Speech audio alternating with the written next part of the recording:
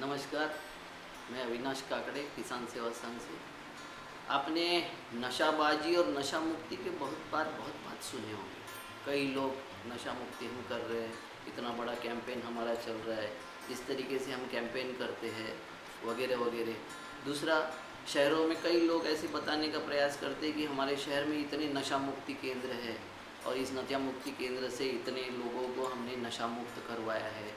उनको भी पैसा दे ही रही है सरकार, जनता भी उसमें पैसा देती है और ये सब कुछ हमारे यहाँ चल रहा है। बेसिक प्रश्न है कि आदमी नशा क्यों करता है। इसका हम जवाब नहीं ढूंढेंगे तो ये सब बाकी ढकोसलेबाजी जितना कुछ चल रहा है हमारे देश में। स्वस्थ होना ये अच्छी बात नहीं है।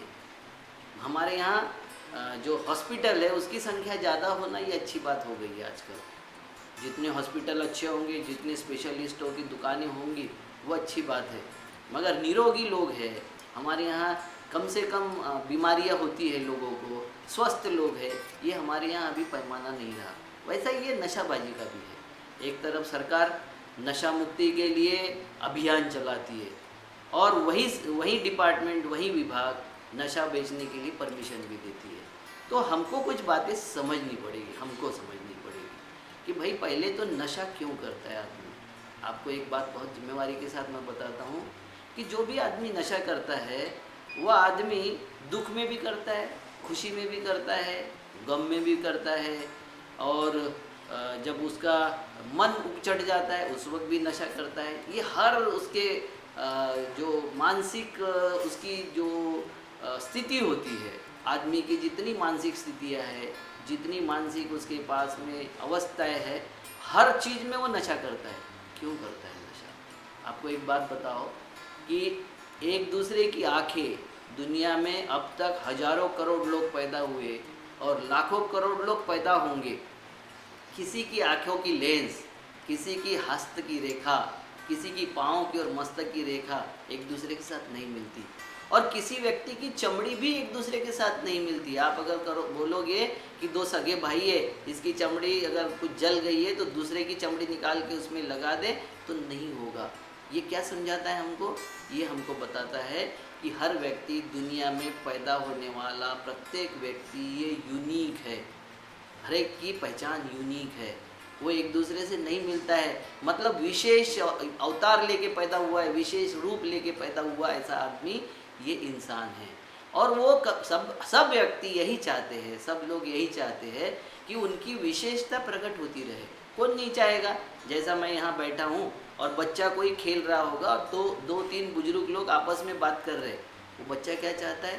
पहले वो ध्यानाकर्षण चाहता है। वो ध्यानाकर्षण के लिए वो पहले आवाज़ देगा, शुरू करेगा, आपको नाम से पुकारना शुरू कर देगा, रिश्ते से पुकारना शुरू कर देगा।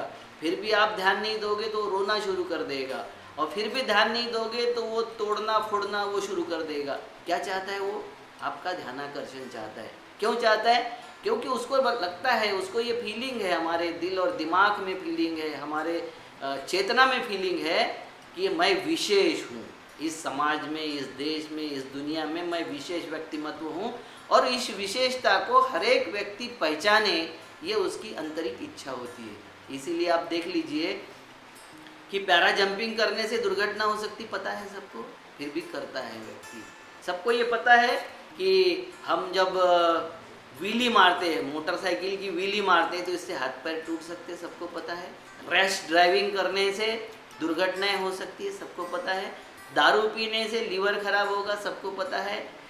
बाकी सारे अन्य मादक पदार्थ लेने से हमारी क्या हालत होगी ये भी पता है सबको।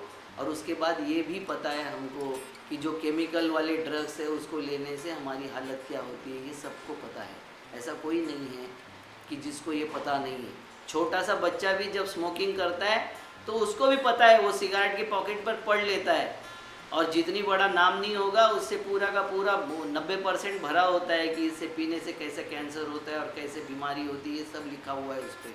फिर भी क्यों नहीं मानता व्यक्ति? वो इसलिए नहीं मानता कि उसको लगता है कि मैं, मेरी जो विशेषता है इसके माध्यम से प्रकट कर सकता हूँ। छोटा सा बच्चा अब जब खड़ा होकर स्मोकिंग करता है तो उसको बाकी बच्चे जिस कुतूहल से देखते हैं, जिस विशेषता से देखते हैं उसको लगता है ये मेरी विशेषता बताने का मुझे माध्यम मिल गया है। कोई माँ बाप, कोई परिवार अगर अपने बच्चों को विधायक मार्ग से विशेषता प्रकट करने का जब साधन नहीं बताता है, कोई समाज अगर विशेषता प्रकट करने का उसको रास्ता नहीं दिखाता है, जब वो वाम मार्ग से, बुरे मार्ग से विशेषता प्रकट करने का अपना काम व्यक्त करता है। देखिए हरियाणा में एक आदमी को विशेषता मिली कुश्ती खेलने से, लड़कियां हो लड़के हो कुश्ती के मेडल से मेडल लाने लग गए। जब भी कोई स्पोर्ट्स में एक तारा चमक जाता है, उस स्पोर्ट्स में कई लोग निकल पड़ते हैं। पीटी उषा ने रनिंग में भी हम मिला सकते हैं मेडल, ये जब दिखाया, हालांकि उनको मेडल नहीं मिला था, चौथे नंबर पे आई थी, मगर उसके बाद में जिस तरीके से हमारी लड़कियां, हमारे लड़के उसमें अग्रेसित हुए, क्योंकि उनको एक रास्ता दिखाई दिया था कि इस रास्ते से भी मैं मेरी विशेषता प्रकट कर सकता हूँ। तो समाज को ये सोचने की ज़रूरत है कि हमें नशा करता है उसके ऊपर फोकस करना चाहिए, या कौन सा नशा करता है और नशाबंदी पे फोकस करना चाहिए, या उस युवाओं को मार्ग दिखाने की ज़रूरत है, रास्ता दिखाने की ज़रूरत है कि इस रास्ते से चलोगे तब भी आपकी विशेषता प्रकट होगी, ना आपकी हानि होगी, ना आपका परिवार की हानि होगी, ना समाज की हानि होगी। इसके ऊपर चिंतन करने की ज़रूरत है। हम उस पर चिंतन छोड़ दिए हैं और हम उनको प्रताड़ित करते हैं। क्या होता है नशाबंदी केंद्र में, कैदी से भी ज़्यादा बदतर जीना उसको जीने देते हैं, और वो वहाँ से आता है फ्रस्ट्रेट हो जाता है, डिप्रेशन में आ जाता है। वहाँ से आने के बाद कितने लोग अच्छे से रहे, कितने लोग सुधरे, वो बार बार उसको याद कराना, याद दिलाना, उसकी कैंपेन करना, उसको बार बार फ़ोन करना, उनकी थेरेपी ज़िंदगी भर करना, ये क्यों करना पड़ता है? क्योंकि उसको पता है कि दारू पीने से 4 लोग मेरे तरफ देखते हैं, 4 लोग मुझसे डरते हैं। मैं कुछ भी जब नशा करता हूँ तो लोगों को ये लगता है कि भैया इसके मुंह नहीं लगना चाहिए, क्योंकि अब ये कुछ भी बोल सकता है। तो कुछ भी बोलने की उसकी जो महत्वाकांक्षा होती है, कुछ भी करने की महत्वाकांक्षा होती है, 4 लोग उससे भयभीत रहे, 4 लोग उसको उस नज़र से देखे कि ये कुछ विशेष कर रहा है, इसलिए वो नशा करता है।